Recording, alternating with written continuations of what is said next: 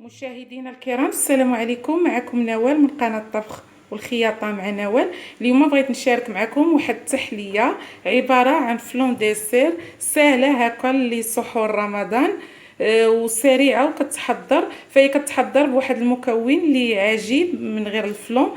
كما كتشوفوا هنايا عندي هادو بقايا ديال الورقة، ها هي ديال ورقة البسطيلة، دوك اللي كيشيطوا ما ترميوهمش. ها هما شديتهم، درت لهم شويه ديال الزبده والزيت هكذا ودرتهم في الفرن. ها هما يا تولاو هكا مقرمشين، ها هما كما كتشوفوا. وضفت لهم واحد المعلقه ديال السكر كلاصي باش شويه يتحلاو حتى خرجتهم من الفرن.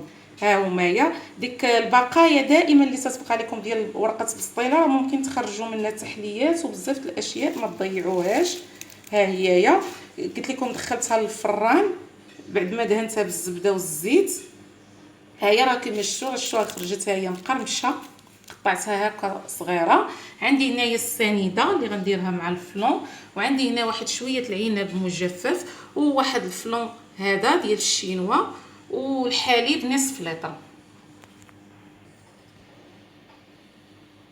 ودابا على بركه الله كيف ما شفتوا انا خديت الحليب ديالي. ها هو اول حاجه غندير واحد 2 المعالق السكر، حيت هذا الفلون اللي عندي راه مسوس. ها همايا، وغنوضع الفلون ديالي. ها هي دابا بعد ما وضعت السكر في الحليب سنيده وضعت داك الفلون ديالي، ها هو هكا كنحرك هنايا قبل ما نحطوه على النار باش ما يجيونيش دوك التكتلات. ها هو، ودابا انا غادا نشعل عليه النار وغنبقى في التحريك حتى يعقد ليا. ها هي تيعقد ليا، بقى تنحرك تيعقد ليا الخليط ديالي.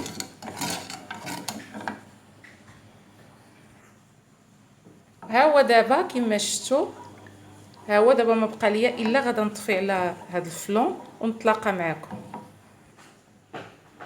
دابا ها هو الفلون ديالي، ها هو راه طفيت عليه. ودابا انا غناخذ ديك البقايا ديال ورق البسطيله وغناخذ هاد الكؤوس كما شفتوا هكذا، وغنبدا نوضع في الكؤوس تقريبا قل من النصف.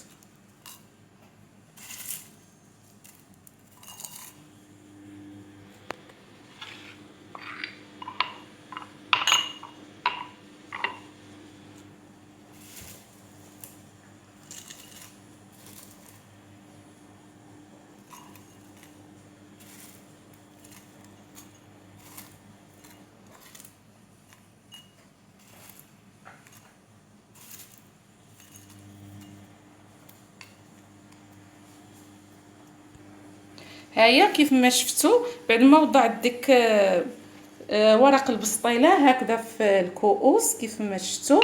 انا خديت دابا العنب المجفف حتى هو، وغنبدا هكا نضيف كل كاس غنوضع فيه واحد شويه.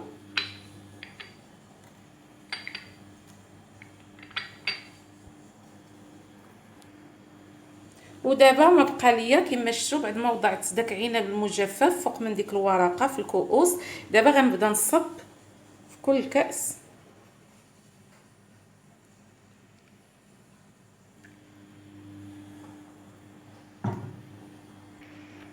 هانتوما كيف ما شفتوا الكؤوس ديالي انا صبيت فيهم دابا داك الفلون. ودابا انا ما بقى ليا الا غادا نخليهم واحد شويه يبردوا ونديرهم في الثلاجه.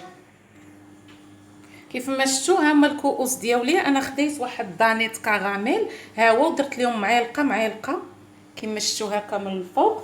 وهذيك شويه الورقه اللي بقات عندي كنجي هنا كما شفتوا وكنديرها في فوق من داك دانيت في الجوانب.